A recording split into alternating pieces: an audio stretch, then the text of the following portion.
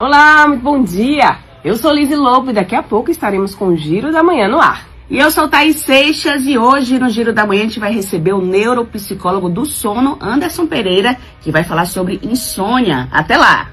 Existe algum tipo de exercício, né? Jacipita, né, que mandou aqui pra gente. Algum tipo de exercício que pode fazer antes de dormir. A pessoa que tem dificuldade, se tem alguma coisa que pode fazer para poder conseguir dormir em paz. É aquela pergunta do milhão, né? O que é que eu faço? Não sei o que é que eu faço agora. Naquele momento da crise em si, é tentar acalmar um pouco os pensamentos, é respirar um pouco mais, o jargão clássico, né? Se distanciar dos eletrônicos por questões que inibem a produção de alguns hormônios que se tem, que é iniciador do sono. Mas a crise em si não tem assim uma pílula mágica, nem uma fórmula mágica. É pensar o que eu vou fazer no próximo dia para que isso não se repita. A internet não para, o mundo não para. Se deixar, a gente está o tempo todo nos demandando, e aquilo que o mundo nos pede não é o que o mundo nos dá. Então, qual é a recomendação? Ter um período pré-sono, ali por volta de 1h30, e se desligando, se desconectando de eletrônicos, e entender para sinalizar, porque o cérebro está o tempo todo captando pistas ambientais de que agora é o momento da calmaria.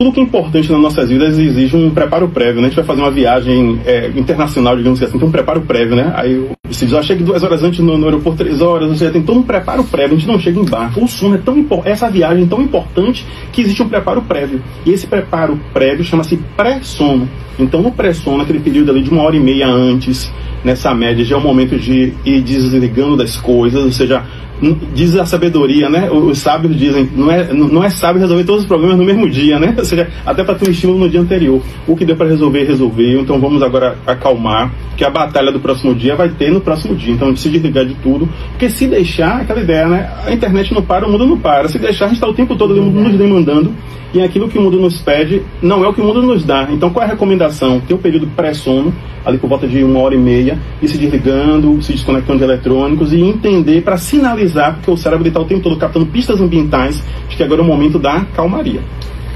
E até vamos lembrar aos nossos ouvintes que a gente tem entrevista ao vivo hoje que eles podem participar, né? A gente vai receber aqui Anderson Pereira, ele que é neuropsicólogo do sono, vai trazer informações, né, sobre insônia, as causas, sintomas, né, como tratar, né, tratamentos nessa região, nessa área da psicologia. Então, se você tiver alguma dúvida sobre insônia, se você sofre disso, né, ou conhece alguém que sofra, pode mandar sua pergunta aqui pelo nosso WhatsApp. O número é o 719-9731-7762, 719-9731-7762. Daqui a pouco a gente vai receber aqui, né, um especialista no estúdio para tirar suas dúvidas. Insônia, gente, um distúrbio do sono que pode se manifestar de diversas formas. Os sintomas incluem dificuldade em adormecer, acordar várias vezes durante a noite, acordar muito cedo e não voltar a dormir, além de cansaço e sonolência durante o dia. Para diminuir os impactos da insônia no dia a dia, é necessário adotar alguns hábitos e, em alguns casos, buscar a ajuda de um profissional. E sobre isso a gente conversa aqui no estúdio hoje com Anderson Pereira, ele que é neuropsicólogo do sono, pós-graduado em psiquiatria e saúde mental, terapia cognitivo-comportamental, psicodiagnóstico e avaliação e também em psicologia hospitalar e saúde coletiva. Bom dia, Anderson, seja muito bem-vindo aqui ao Giro da Manhã. Bom dia, Thaís, bom dia, Lizzy, bom dia a todos os nossos ouvintes, né, da Educadora FM, estou à disposição. Bom dia, Anderson. Para a gente começar, eu não sabia, não sei se você sabia, Thaís, mas tem mais de um tipo de insônia, é isso? Porque a gente fala de insônia, né? A gente acha que é só não conseguir dormir, não né? Conseguir dormir.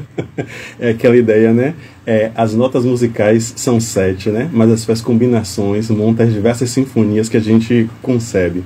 Então, classicamente, em termos práticos, assim, didaticamente, né? Tem a insônia inicial, a de manutenção e a terminal. Então, inicial, as pessoas têm dificuldade de iniciar o sono, iniciar o sono se mantém e sem problemas. De manutenção, a pessoa tem inicia o sono, só que ela acorda subitamente. E a terminal, é até um nome um pouco pesado, né, terminal, mas a pessoa que acorda muito cedo. Isso é no livro, aquela ideia, né, quando a gente está estudando geografia, diz assim, tem uma linha do Equador, a gente pergunta para a professora, cadê a linha? É uma linha imaginária. Como ela se apresenta na gente, essas fronteiras não são muito fixas, são misturadas. Então, basicamente, mas na classificação internacional da insônia que existe, já foram catalogados mais de 50, 60, 70 tipos de insônia. A gente pode se aprofundar um pouquinho mais. Imagina, tem que ser uma entrevista só sobre os tipos de insônia, né? Agora, Anderson, essas insônias, esses tipos de insônia, eles afetam mulheres e homens de formas diferentes? Tem alguma diferença entre eles? Tem, ou seja, tanto homens quanto mulheres, ambos são, né, cometidos por esse transtorno. Então a insônia também ela é um coringa, ela é também sintoma de outras doenças e também uma doença por si só com o seu próprio CID. Então é o G47, se botar na pesquisa G47 vai dar a própria referência. Então essa discussão muito no campo científico, até que ponto ela é um sintoma de outros, até que ponto ela por si só ela é um diagnóstico por si próprio, né, por si mesma. Então ela aflige homens, questão de estresse, pico de cortisol, por motivos diferentes. Né? Em mulheres, aí tem aquela faixa etária, né? Perimenopausa, menopausa, ali 45, 50 anos, existem variações hormonais e tem impacto direto no ânimo, no bem-estar, que eu chamo na vivacidade e como se conduz ali na disposição física. Então, assim, tanto homens quanto mulheres são acometidos por motivos distintos. Já que você falou aqui pra gente sobre essa questão da disposição física, né? Tem uma dúvida da nossa ouvinte, né, Thay? Perguntando sobre se existe algum tipo de exercício, né? Jacipita, né, que mandou aqui pra gente. Algum tipo de exercício que pode fazer antes de dormir. A pessoa que tem dificuldade, se tem alguma coisa que pode fazer para poder conseguir dormir em paz. Aquela assim, a pergunta do milhão, né? O que é que eu faço? Né? Ou seja, o que é que eu faço agora? Aí o que é que a realidade nos mostra, né? No momento que está em insônia, aquela ideia, né? O que a gente diz? Não há muito o que fazer no momento em si. É como a gente tem uma crise de espirro, digamos que assim, né? É uma reação alérgica que a gente tem. Naquele momento ali não tem muito o que fazer, a não ser evitar o gatilho, né, que desencadeou aquela crise. O que é que a gente traz? O nosso sono ele é construído nas primeiras horas que a gente acorda. Então, o exercício, sobre a questão do exercício em si, muito se fala do mindfulness, né? Que é aquela meditação, uma respiração um pouco mais controlada. E a gente tem que ver de plano de fundo, né? O que está se mantendo nessa perturbação do sono. Então, pode ser um pensamento ansiogênico, então uma antecipação de futuro muito no presente. Quando a gente fala de ansiedade, às vezes a pessoa é apreensiva, né? Que tudo ficou na cesta da ansiedade. Às vezes a pessoa tem uma questão muito apreensiva, uma questão mais proativa, quer resolver as coisas de forma antecipada e caiu ali na cesta da ansiedade. Não necessariamente, a ansiedade é um diagnóstico por si só, né? Tem um transtorno de ansiedade generalizada, né? O conhecido aí o TAG. E naquele momento ali que a pessoa está, ela entender aquele momento que ela se encontra e pensar, em algum momento essa situação vai passar, o dia vai ter que nascer em algum momento, né? E pensar as próximas horas do dia, porque na outra noite isso não pode se repetir. Então, respondendo diretamente, naquele momento da crise em si, é tentar acalmar um pouco os pensamentos, é respirar um pouco mais, o jargão clássico, né? Se distanciar dos eletrônicos por questões que inibe a produção de alguns hormônios que se tem, que é iniciador do sono. Mas a crise em si não tem assim uma pílula mágica, nem uma fórmula mágica, é pensar o que eu vou fazer no próximo dia para que isso não se repita. Agora também tem algumas pessoas que falam sobre muito uso de celular. A gente também vive numa sociedade que a gente tem acesso à informação o tempo inteiro, né? A gente dorme vendo rede social, vendo notícia na internet, com o celular, a luz do celular. Isso também afeta e pode diminuir um pouco esse mau costume, né? Totalmente. Só para completar, Thay, porque eu já ouvi gente falar assim, tô sem sono, deixa eu pegar o celular aqui. Pra ver alguma coisa, deixa eu assistir um filme pra ver se o sono chega. Bem isso. É aquela comparação que eu faço assim, né? Eu estou com azia. Vou tomar uma Coca-Cola. Ou seja, como é que vai ser isso, né? Ou seja, o que acontece aí diretamente? A luz que é emitida pelas nossas telas, né, as telas de LED, é chamado o Blu-ray, né, com laser azul. Ele é um laser que ele agride completamente a nossa retina e sinaliza, né, tem o nosso nervo óptico que capta a vibração, a variação luminosa, né, luminária, luminosa, e dá um comando muito claro para o nosso cérebro, porque o nosso sono é produzido pelo nosso cérebro, por meio de uma estrutura cerebral chamada núcleo supraquiasmático, que é uma estrutura diminuta de 50 a 70 mil neurônios. Muito pequeno comparado aos 6 bilhões que a gente tem. Então, ao ser impactado com essa luz, a ordem que está sendo dada existe luz intensa, porque a nossa retina, para a gente, aos nossos olhos, digamos que assim, é pouca luminosidade, mas é uma captação intensa. Então, se tem luz intensa, é porque é sol. E se tem sol, é dia. E se tem dia, não tem melatonina, não tem sono. Então, basicamente, respondendo a um impacto direto de inibir justamente o início do sono, a mudança ali da vigília para o sono, que é a hipnagogia, né, a mudança da transição. Há um tempo, assim, mínimo que a pessoa deve parar de usar celular ou ver televisão antes de dormir? Isso existe? O que eu sempre falo, Thaís e Liz, assim, tudo que é importante nas nossas vidas exige um preparo prévio, né? A gente vai fazer uma viagem internacional, digamos assim, tem um preparo prévio, né? Aí você diz, chega 2 horas antes no aeroporto, 3 horas, ou seja, tem todo um preparo prévio, a gente não chega em barco. O sono é tão importante, essa viagem é tão importante que existe um preparo prévio. E esse preparo prévio chama-se pré-sono. Então, o pré-sono, aquele período ali de 1h30 antes, nessa média, já é o momento de ir desligando das coisas, ou seja, diz a sabedoria, né? Os sábios dizem, não é sábio resolver todos os problemas no mesmo dia, né? Ou seja, até para ter um estímulo no dia anterior. O que deu para resolver, resolveu. Então, vamos agora acalmar, porque a batalha do próximo dia vai ter no próximo dia. Então, se desligar de tudo, porque se deixar, aquela ideia, né? A internet não para, o mundo não para. Se deixar, a gente está o tempo todo nos demandando. E aquilo que o mundo nos pede não é o que o mundo nos dá. Então, qual é a recomendação? Tem um período pré-sono, ali por volta de 1h30, e se desligando, se desconectando de eletrônicos, e entender para sinalizar, porque o cérebro está o tempo todo captando pistas ambientais, de que agora é o momento da calmaria. Agora, existe alguma associação entre a privação do sono e doenças neurodegenerativas? Totalmente. Excelente pergunta, Liz. Assim, excelente. O que a gente tem? Vou botar aqui, fazer uma síntese aqui.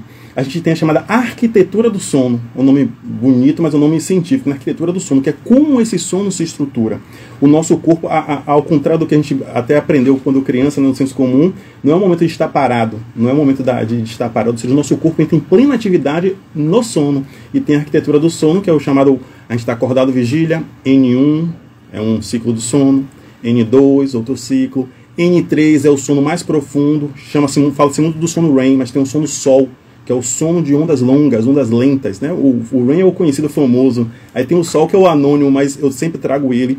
Então, quando a gente chega ali nessa privação do sono ali, é justamente nessa área, nessa fase do sono, que o nosso cérebro é todo higienizado. E aí, com 1000 aspas, né, esse higienizado, a gente tenta simplificar conceitos complexos para poder ficar mais palatável para os nossos ouvintes. E uma das substâncias que são retiradas do nosso cérebro é a beta-amiloide.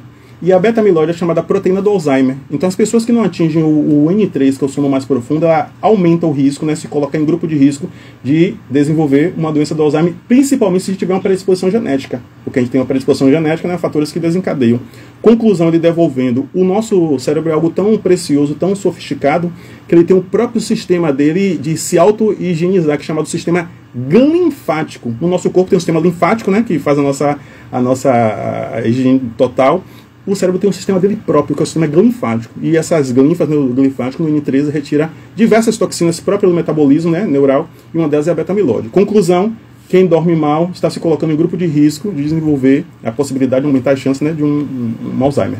Importante, né, a gente alertar para isso também, né? Exatamente. A gente acha que não só ficar com sono durante o dia, mas tem muitos outros efeitos, né, Anderson? Aquela ideia, para que dormir, né? Trabalha enquanto eles dormem, né? Tem uma questão assim, né? No mundo como hoje, isso é tão perigoso, né? Aqui mesmo que fala, né? Se eu vou ter o sono eterno. O sono eterno. Né? A pessoa sabe quem a gente está falando aqui.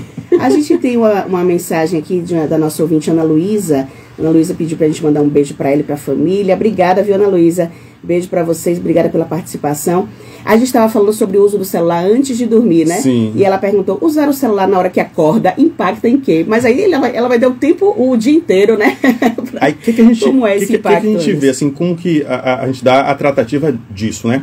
O que eu sempre digo, para a gente não ficar também aquela coisa Caxias, né?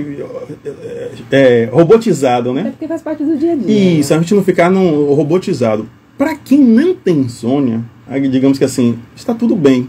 Aquela ideia é uma comparação que eu faço, né? Se a pessoa não tem nenhum problema ortopédico no joelho, ela pode subir alguns lances de escada e não vai ter problema. Se a pessoa tem algum problema, qualquer degrauzinho que subir vai doer. Então, para quem não tem insônia, ok, tudo bem. Mas para quem já está sentindo que está fragilizado, o que é que acontece? Assim como a gente tem o pré-sono, a gente tem também o pós-sono. Então, o momento que eu saio do meu sono, pós-sono, eu preciso me perceber e dar um tempo ali para poder, como eu faço a comparação com o avião, né? Tem um momento de aterrissagem e decolagem, né? Então, aquele momento que eu acordei, que eu voltei, né, na pupila, voltei a consciência de si, a pessoa já vai se conectar em um mundo que está já solicitando a ela uma alta frequência de uma série de informações, às vezes desconexas, informações descontinuadas ali, que são as redes sociais.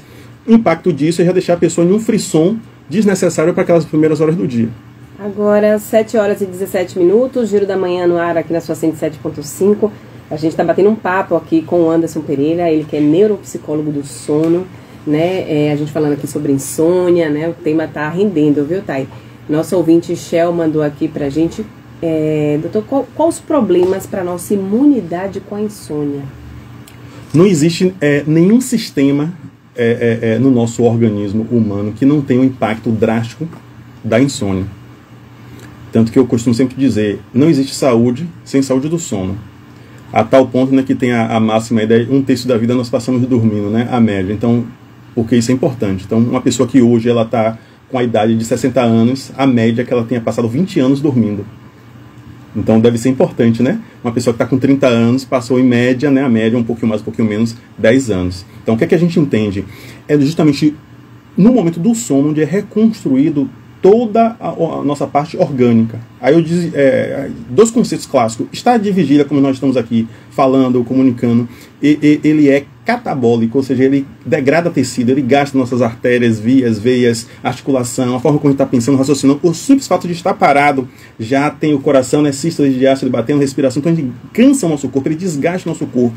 E dormir, ele é anabólico, ou seja, ele produz tecido, ele reconstrói tecido. É uma conta muito simples que o organismo faz, ou seja, esse desgaste que esse organismo teve ao longo do dia, vamos reconstruí-lo na parte da noite, e isso é tão importante que a gente precisa desligar o sistema, entre mil aspas, é como elevador, né? A gente tem que fazer a manutenção desligando o elevador, para poder reconstruir as veias, vasos, artérias, tudo ali, inclusive o sistema imunológico, que é o sistema principal de defesa nosso. Então, respondendo diretamente, o impacto é direto, né, na questão dos leucócitos, que é os glóbulos brancos de proteção. Então, assim, tem impacto direto. É só você ver as pessoas que têm, né, que eu acompanho, elas desenvolvem muita alergia, uma baixa sistema imunológico devido à privação de sono. Anderson, você trabalha com a terapia cognitivo-comportamental, né? Isso. E também essa neuropsicologia do sono, para tratar pacientes com insônia. Como é que funcionam essas terapias e também como saber qual é a opção mais indicada para o paciente, inclusive em casos em que necessite tomar medicação, como é que isso funciona? O que a gente tem, Thaís? Assim, uma observação, eu sempre falo assim, a terapia, aí eu falo do tratamento, porque terapia é igual tratamento, né? Fisioterapia, tratamento do físico, né? Quimioterapia, tratamento químico para câncer. Só que o termo terapia, em termos de Brasil, foi tão usado de forma no senso comum que perdeu seu impacto real, né? Então as pessoas associam, não, minha terapia é a minha praia, minha terapia é... Então isso tira o tom de fato aquilo que é o tratamento em si. Então quando a gente fala na terapia, né, aquela ideia, vai começar o tratamento cognitivo-comportamental, né, terapia cognitivo-comportamental específico para insônia, no meio científico é conhecido como TCCI. O que ela é? Ela é o padrão ouro para o tratamento para insônia, ou seja, a APA, a Associação Americana de Psiquiatria, a própria Harvard Medical School, já foi catalogado com consenso internacional que a primeira linha de tratamento para insônia não deve ser medicamentosa. A primeira linha para tratamento para insônia deve ser comportamental por meio da TCCI. Então, o que a gente faz na TCCI? A gente entende que o sono é um comportamento, e como comportamento, ele é objeto de estudo de que, pelo modelo dos 3 P's, ou seja, existe uma predisposição genética que gera insônia, fatores que predispõem, os fatores que precipitam e os fatores que perpetuam. Esses fatores que perpetuam são comportamentais, porque às vezes a pessoa trata aquelas circunstâncias que gerou, só que ela gerou uma série de padrões comportamentais que a mantém insônia. Então a gente vai tratar ali. E aí, respondendo diretamente a sua pergunta, a TCCI ela vai mapear justamente esse inventário comportamental e uma série de coisas que a pessoa diz assim, mas isso tem vínculo com sono? Com a questão do celular logo de manhã, né? Eu já mapeei, aí na forma como eu conduzo, eu nomeei um conceito de condutas autolesivas. Então eu já mapeei mais de 60 condutas autolesivas que têm impacto direto na saúde do sono. Concluindo e devolvendo, é quando a pessoa está com o médico, né, que toma aquele diagnóstico, olha, realmente, infelizmente, o senhor está diabético, e aí recebe aquela lista de alimentos que não podem fazer ingesta, né? E a pessoa diz, doutor, não posso comer nada. Mas o que isso tem a ver com açúcar? Aí é que ela vai descobrir que o pão vai gerar glicose, né? C6H12, a molécula da glicose, tudo. Então, quando a gente faz ali o inventário que vê, as pessoas dizem, eu não sabia que isso tinha impacto no meu sono. Então, eu explico por quê, o fundamento daquilo que se tira. Então, a gente faz todo o inventário comportamental para sinalizar para o cérebro, né, quais são as pistas ambientais para ele sincronizar no nosso famoso ciclo circadiano. Agora, quem só consegue dormir com remédio, esse tratamento ajuda? A primeira linha de tratamento para insônia é a TCCI. Então, o que acontece? Existe, de fato, o uso do medicamento, ele é útil e necessário, ele é válido, quando existe um diagnóstico que alicerce, né, que justifique o uso dele, porque de fato existem alguns transtornos psiquiátricos que de fato exigem uma intervenção medicamentosa, casos de depressão gravíssimos que exigem a intervenção medicamentosa como efeito de suplência para a pessoa recuperar ali o vigor cognitivo, digamos que assim, para poder engajar no tratamento, poder ter ânimo, né? Voltar a fazer uma atividade física, voltar a ter prazer de viver, tocar um instrumento, ou seja, aquilo que era o hobby que ela fazia. Então, a intervenção medicamentosa ela é útil e necessária e é um ouro quando ela é de fato alicerçada em um diagnóstico. O que não pode, o que a gente vê muito, que é o nosso traço cultural, da automedicação, né? Todo mundo tem uma tia, uma prima, um irmão, eu tenho uma caixa de medicamento aqui que eu não estou utilizando, tome que vai ser bom para você. Então a gente vê que o Brasil ele é recordista em automedicação, né? E um outro viés, e concluindo e devolvendo, é a prescrição muitas vezes feita de forma não muito bem consolidada. A gente tem diversos profissionais que prescrevem de forma inapropriada, fora dos padrões, né, científicos de prescrição. Conclusão, a medicação é necessária e o tratamento cognitivo vai ser, digamos, essa cereja do bolo para evitar justamente a dependência química daquele medicamento. Porque senão ela fica eternamente dependente. É como as pessoas chegam até a mim usando 10, 15 anos de medicamento, porque ela está tomando a química, mas não alterou o comportamento. Então é aquela famosa situação, é uma outra comparação que eu faço, né? É a pessoa que fez a cirurgia bariátrica e não mudou os hábitos alimentares. O que é que a gente vê acontecer? Ela recupera todo o peso, né? Porque se não mudou o comportamento. E o comportamento não está em cápsula. O comportamento não está na farmácia. Né? O comportamento ele é uma mudança cognitivo-comportamental. Porque se não tem uma mudança cognitiva, não tem comportamento. Então procure um especialista. Exatamente. Né? A gente tem umas mensagens aqui falando sobre a entrevista, né? O William Valverde mandou aqui, vocês estão de parabéns, que tema bom. Aníbal também mandou aqui, excelente entrevista, o tema está sendo abordado com muita propriedade, parabenizo o entrevistado e as entrevistadoras pelos esclarecimentos. E Lenilda mandou aqui, descobri que se me deitar após assistir algo no celular, não consigo dormir, mas agora ouvi a indicação de 1h30, né, de ausência de tela, seguirei a indicação, obrigada doutor Anderson pelas recomendações. Oh, maravilha! A gente também agradece, a gente conversou agora com o neuropsicólogo do sono, Anderson Pereira. Agradecer aqui a sua disponibilidade, Anderson. Maravilha. E também para você deixar o canal, né? Quem quiser saber mais sobre o assunto. No Instagram, andersonpereira.neuro. Então o início de tudo. No Instagram vai ter os links para canal do YouTube, WhatsApp. Então, andersonpereira.neuro. Agradeço o convite de vocês, agradeço a Thaís, a Liz, a gentileza, a cortesia que me receberam aqui, né? Essa casa que a gente... nascido e criado em Bahia, nessa Terapolitana, então sempre bota a educadora como uma referência de cultura e de refino. Então está hoje aqui uma realização profissional. Então queria agradecer vocês obrigado os ouvintes que estão aí na educadora. Sucesso. E lembrando também que essa entrevista que a gente fez agora vai estar disponível no nosso site, educadorafm.ba.gov.br. Caso tenha ficado alguma dúvida, né? Pode ouvir lá no nosso site. Ouve, compartilha, né? É isso aí. Sucesso, muito obrigado, bom dia a todos. Bom dia, obrigada. Agora 7h25. Vamos falar agora de carreira e emprego. Você acompanha Josi Braga para saber se alguma oportunidade te contempla.